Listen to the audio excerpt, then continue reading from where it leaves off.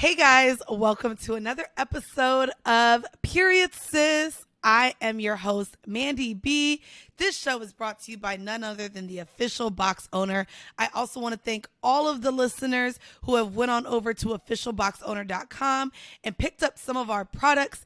As you guys may or may not have known, we have apple cider vinegar gummies, boric acid suppositories. We are also prepping for our fourth box launch coming up in July. So make sure if you haven't yet, join our mailing list. This episode this week, I'm excited because we're not really talking about the health aspect of womanhood. We're talking about the psychological aspect of womanhood. And that deals with how do we go about dating? How do we go about engaging, interacting, physically, mentally, emotionally with our partners.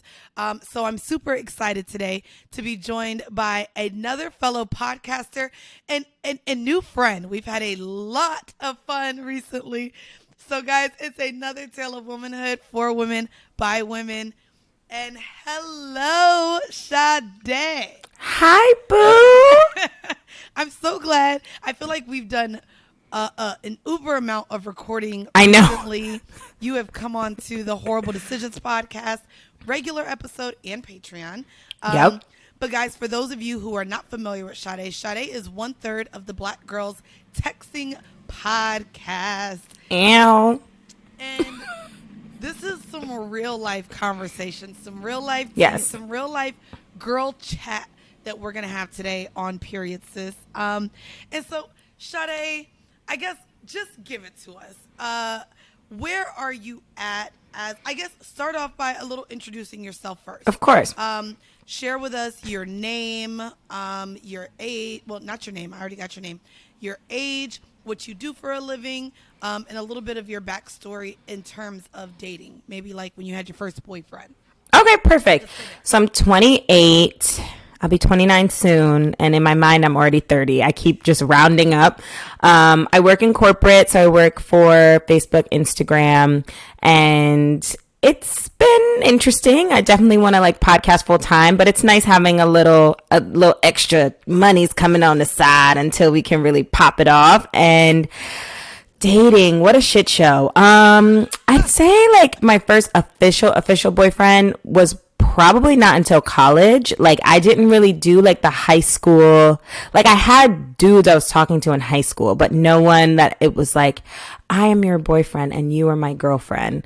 And that could be a big part of the trauma that has ensued. Now, let me ask you that then. Is there a reason for that? Did you grow up in a household with both parents? Did your siblings not date? Do you have a reason as to why you never really had boyfriends in high school? I think it was because, one, I was real fast, so I was always trying to... We don't use the word fast. Oh, excuse me. You're right. I mean, adultification, blah, blah, blah. Yes, I was doing a lot of things. I was trying to have a lot of experiences. And then I think with the guys that I would fall for or want to date, there was always these complications of they weren't ready. I didn't really know what I was doing. It was blurred lines. I got into some mixed up love triangles. It was messy. It was very messy. I mean, well, then let's go all the way back there. Would you be open in sharing when you lost your virginity and what that experience was like? Oh my God. We literally were just saying we needed to do an episode on this, the girls and I. Goodness. So I lost my virginity when I was 13. And I lost it to this guy who, mind you now, I think is gay or fluid, something. I don't know. All right. But that's just a theory. Anywho, I just wanted to lose my virginity. I literally just wanted to get it over with. It wasn't a romantic, oh, I really like this guy. I was just I want to know what this feels like. I want to get it done. Everyone says it hurts. I just want it to be in, out. Let's just see what it is and go from there. So, I was seeing this guy at the time. I went to his place on the Upper West Side. He was a little rich boy, and we did it. And I was well, that was kind of uneventful. And then the first time always is, which is crazy. If anyone's listening and had a really good first time sexual experience, please let me know. Please let us know. I think I can't even recall. I mean, I know who my first time was with. Girl was braiding his hair. And I had a crush on him, and my mom was at work. But when I tell you the whole act of it, completely not there for me. And it wasn't good for me either. Yeah. So then was your second time better even? Okay, so that's a funny story. So then the second time I had sex, I used to work in these like schools in the summer, kind of like summer youth program thing. Okay. And I would have to go uptown. This is when I fell in love with Dominican men. Oh my God. So I'm like uptown. Anyone listening not from New York City, I'm talking about like Harlem, Washington Heights area where there are a lot of Dominican men. And we fucked in like a school stairwell, or no, like no, we were fooling around the school stairwell, and then we fucked in like the principal's office, something ridiculous, because like the school, we were like working in the school, but there was no staff, and that shit hurt so bad. His dick was huge. And then when I got home, I was like, oh my God, I'm bleeding. So the first dude didn't even pop my cherry. So do you really count the second one then? Yeah, basically. Of course you do. Okay, so you're experimenting then at this time, but it hurt so bad. But did you clearly still wanted to keep going back and experimenting with different partners? Was this something that you shared with your friends, with your mom, with your family? With my friends, yeah. Okay. My friends knew. My mom, no, but my mom was always very open in talking about sex with me, like from jump, like from being really young. Like we didn't do like pet names for body parts. She was just like, these are your body parts. These are their names. Again, so many damn packages. They're wilding out over here. I am a P.O. box at my home. But anyways, I don't think I ever told my mom, but I do remember I got on birth control at like 14 or 15. Okay.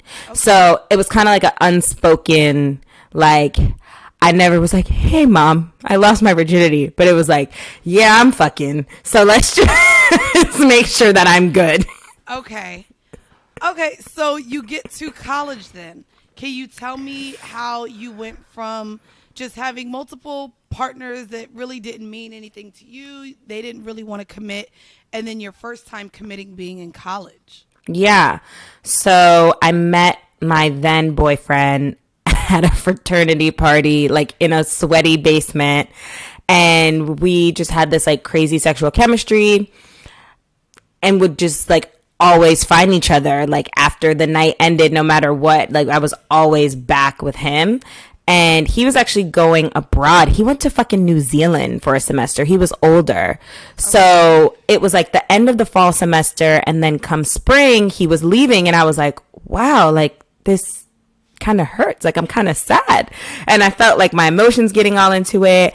And we just kind of like kept talking. Like even though he was away, we kept talking. And then this is so terrible. I did terrible things. While he was gone, I was like hooking up with his fucking friends. I was just like doing like, I think I was like rejecting it in a way. And like, maybe I should talk to my therapist about this. But we still had this connection. And then when he came back from being abroad, we like started the next semester and we just were together. Like that was just it. It was never like I don't even know if he asked me to be his girlfriend. So wait, was he ever really your boyfriend? He was though. Like he was like, we were together for 3 years. Oh, wow. Yeah. So I don't know. I remember this. We made 420 our anniversary because we didn't have an official anniversary date, but we both love to smoke. So we were like, let's just make it 420. Even though I'm like, you never really asked me. Did you find your connection with him different than the other men that you engaged just frivolous sex with? Mm-hmm. There was definitely like an additional layer of trust, like an additional layer of this is my person. Like we connected really well. Like we would just laugh and have a great time together. And I think with those other men, I think I always felt this like nervousness, expectation to be this like cool, fun girl. And I wasn't like fully my raw self. Whereas like with this guy, it was like he saw it all. Okay. So you guys break up. We break up. And you have been single now for how long? So when I broke up with him, it was kind of like he was like ready to go down marriage route and like wanted to really be with me. And it was my senior year of college. He was 2 years older. So he was kind of like trying to figure things out. And I was like, oh my God, I don't want my senior year to be me like locked in this relationship. Like I want to kind of live my life. So we went on a break. And then the whole year we were like off and on. And then I finally was just like, I'm going to go live in New York. Like you live in Boston. Like this just doesn't make sense. Right. So I ended things. I think I thought and bopped, was single for like 2 years, then met my, again, newest ex. I did that for another 3 years, and we just broke up in October. So I've been single for a couple, what is this? However many months it's been like since October months. 2020. Yeah. Okay. Yeah. Mm-hmm. Okay. So this is where I love, and I wanted to start, of course, with the backstory. Only because we recently had a conversation, and I feel like yes. where you're at now. Again, I'm excited because for where we are now in society, a lot of women are sexually liberated. Mm-hmm. Free. We can have sex without the emotions being involved. We can enjoy partners without wanting to go the next step with them. And so we sat at the Dumbo House last week. And can you tell me where you're at now in your mind as far as what you want out of a relationship and what you're willing to give? Yes. So I told the ladies this crazy theory where I was just like, I want sex with intimacy, casual dating, but not a fully committed boyfriend. Can you tell me how? So you want to casually date this one person? Multiple people. So you want, but all of these people you want these things with? More or less. I mean, I'll rank them, you know, so like you have your bottom bitch who's like really going to be there for you. And then maybe like 2 to 4, I don't want to be greedy, 2 to 3 others that it's like a similar vibe, but maybe, you know, I'm not as attached to them. But still, I want that kind of like dating aspect. Like, I don't just want to see you in bed at night. Okay. So, of course, I think a lot of women would want this. I do want to know, before we do the deep dive, what is your definition of intimacy? Yes. Okay. So the way I define intimacy is... And this is new. I'm literally like navigating this right now. I find that, yes, I love having sex. Like I love the act of sex. It feels amazing. It's all good. But I love those intimate moments of like the person kind of knows what you like. You have those like little cuddly moments. You have that time that maybe you're not fucking, but you're being intimate, where you're just like making out, holding each other, like looking into each other's eyes. And I know this sounds intense, but I think that it's possible to have these things without it necessarily being like, oh, that is my man. Like that is someone that I'm intimate with. You want to, and so outside of those intimate moments, you also want to go on dates, and you pretty much want the boyfriend experience with multiple men without committing. And do you fully feel as though, because that's the thing, do you fully feel as though you're capable of having that control then over your emotions? No, not at all. And that's what we were saying. No, but I'm ready for the roller coaster. Because here's the thing. I know I'm not ready. People are going to be like, this girl's fucking crazy. I know I'm not ready to fully commit to one person. Like, and I think I'm a little scarred from my previous relationship being just like a lot of emotional turmoil and drama. And like, I just mentally I don't have time. I literally don't have time. So a lot of women, I think like you. So then I want to ask you, have you considered, a non-monogamous relationship, because what you just said is you have this fear of just attaching yourself to one person. You want multiple partners.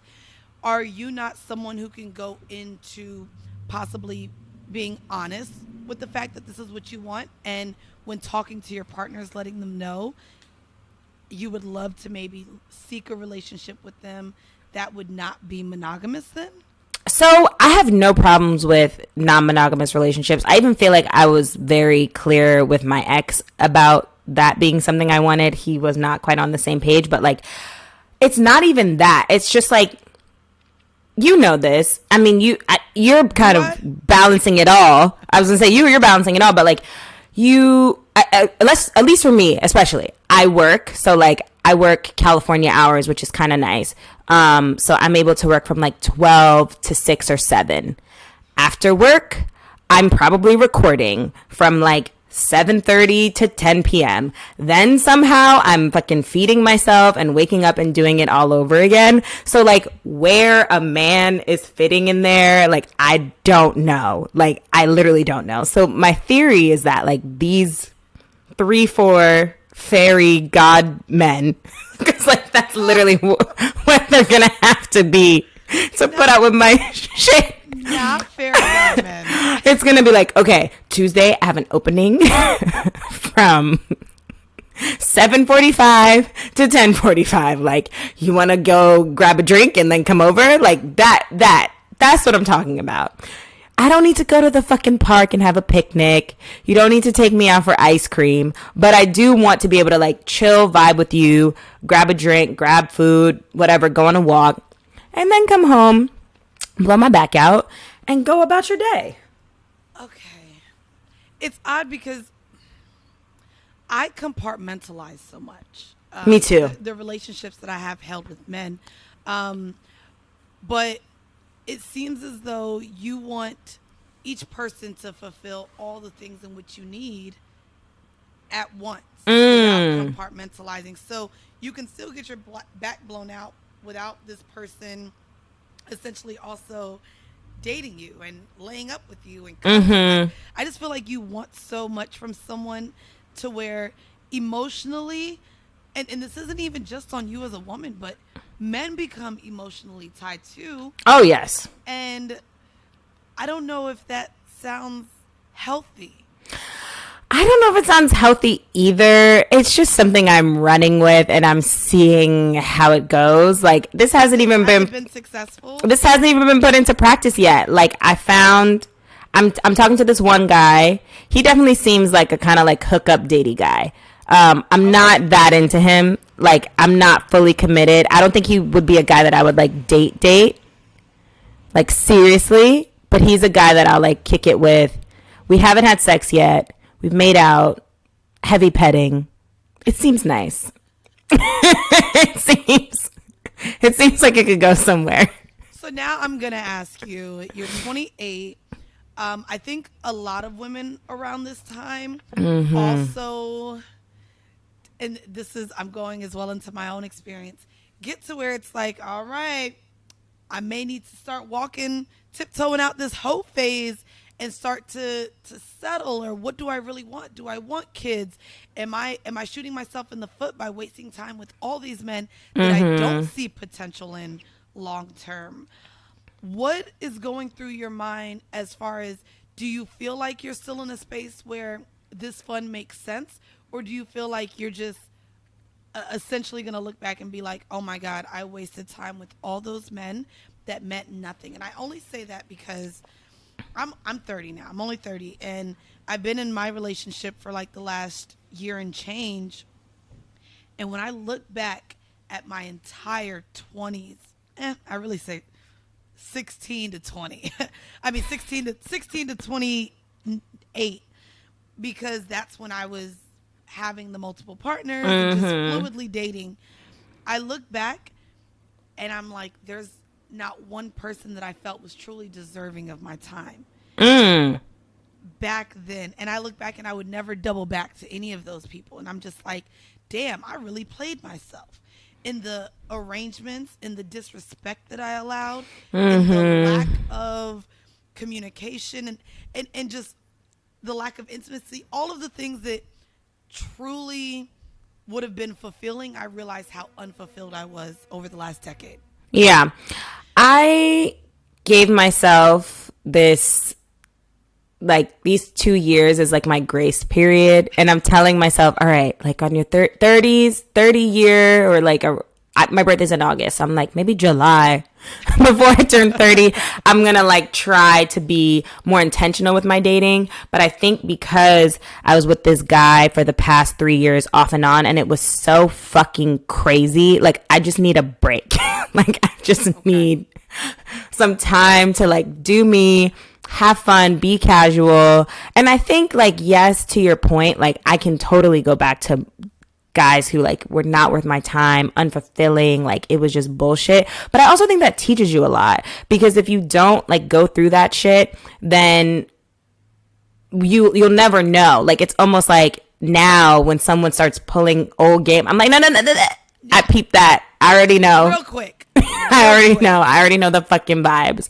And when I see myself going down the rabbit hole, I'm like, bitch, no. This is deja vu. This is a Twilight Zone. Like, get out. And I think without doing that bullshit in my 20s, I might have never known. And I love to do it for the story. I love to have an experience. It's like, for research purposes. Should I have gone in the white van? You know, like, no. No. You shouldn't have gone in the white van in a country that is not the U.S. or any white van, period. You know what I mean? But now I'm like, I'd love to live to see the tale. But I literally just talked to my therapist about this. I was like, sis, all right, I'm having fun, but I know eventually I have to get serious and be more intentional. And I think like when you're in the mindset as well, like things fall in place better than when you try to force it. And agreed. I'm just like at this point, like, okay, I don't just want like the hit it and quit it situations, because like if you have good dick, I'm gonna want it again. I don't have time for these games of like you and I fucking and then you disappear, because then I'm like, well, wait a minute. See? So this is where I also wanted to get into, because as women, we do overthink a lot. And when you're a sexually liberated woman, despite you not really asking for much from a man, you still don't want to feel used.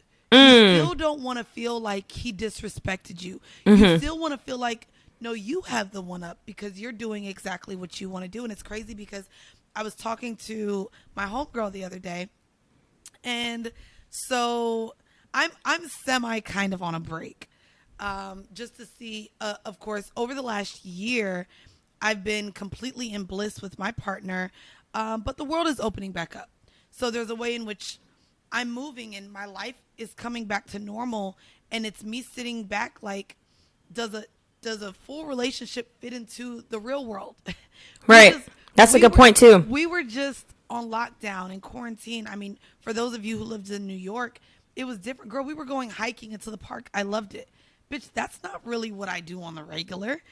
And that's so cute though. I mean, you know, super cute. Yeah, but now I'm 3 times as busy than I was prior to the pandemic as well. So anyway, he's open to where I have hall passes. And we recently had this argument because now that I've been treated with such respect and received intimacy and know how I like to feel, this guy was hitting me up to link.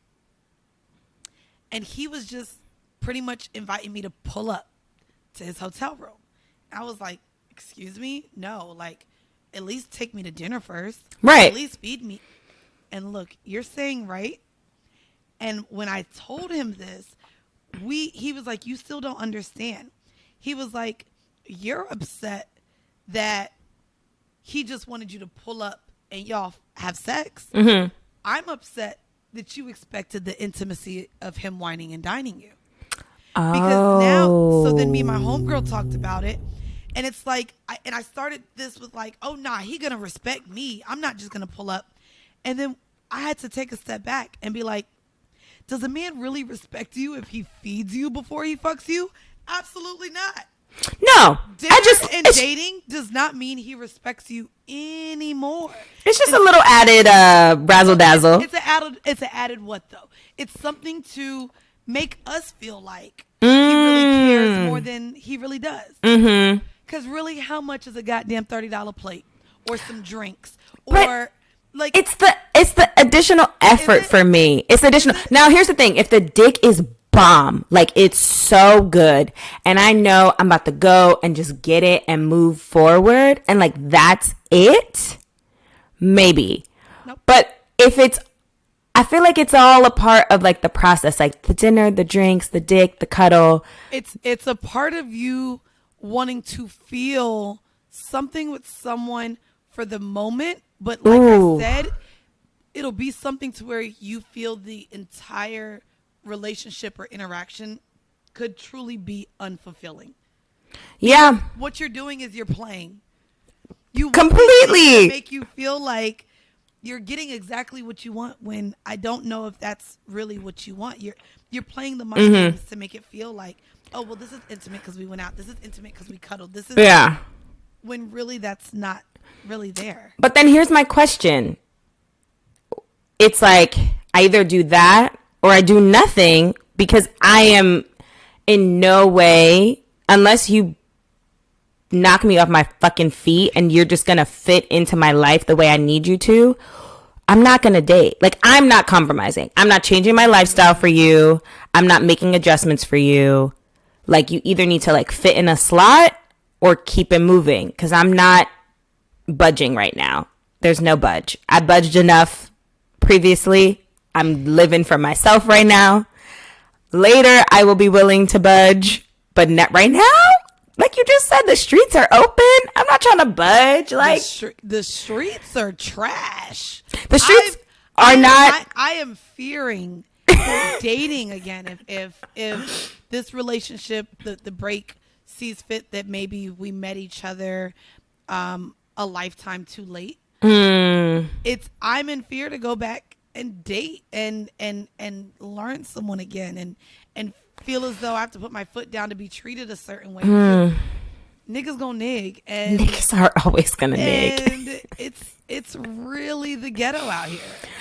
Here's the thing: it's the ghetto, but you can find. I think there are some gems. And I think it's also like being transparent. Like, I went into some previous situations being a lot more transparent than I have been recently. So when my ex and I first broke up, I was like out here, and I would meet guys, a lot of guys like on apps or out, and they'd be like, what are you looking for? And I'd be like, I just broke up with my ex. I'm a fucking mess. I want sex and company and to chill. And they were like, cool, got you. I met someone who also just got out of a relationship, so we were on the same page. Right. I think I started getting lines crossed and started trying to turn some like hoes into housewives. And that just didn't. Exactly. And but this is the blurred lines of dating and our minds as women. I mean, we have the ideology of patriarchy, the ideology of a woman's role in the society, how we're supposed to move, how we're supposed to act. And it's very conflicting as a sexually liberated woman that isn't seeking. Fuck those rules. And you say that, but here you go wanting to turn hoes into housewives. Part of you still wanted to engage within those diasporas. Not Mandy giving me the fucking sermon early in the morning. No, I mean, you're speaking facts. Facts. And that's where I feel like as women sometimes, even I think those blurred lines come from us dating and having those energy exchanges with men, to where then I think it just confuses us even further as to what we really want.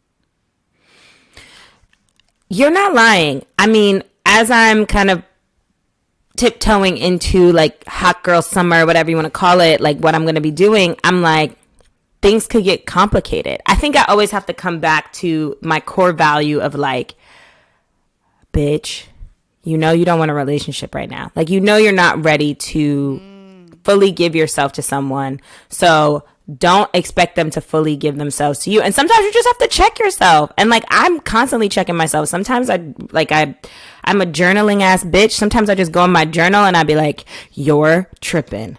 Calm the fuck down. And I really just have to like talk myself off the ledge when I get a little wild. But for me, like, I rather just have a little fun and have some flings. And yeah, like, it might be some moments where like your heart feels a little hurt, but you had a good time, opposed to like just dry cobweb season. I can't do that. It's crazy because normally I ask my guests to leave off with some advice, but you don't seem like you even know what the fuck you're doing. But I do still want you to give advice. I'm just trying to think what you could give advice on. I'm fucking dead. No, I don't know what I'm doing. I don't know what I'm doing. I think a lot of us don't know what we're doing in this world of dating and men and sex and all of these things. So you know what?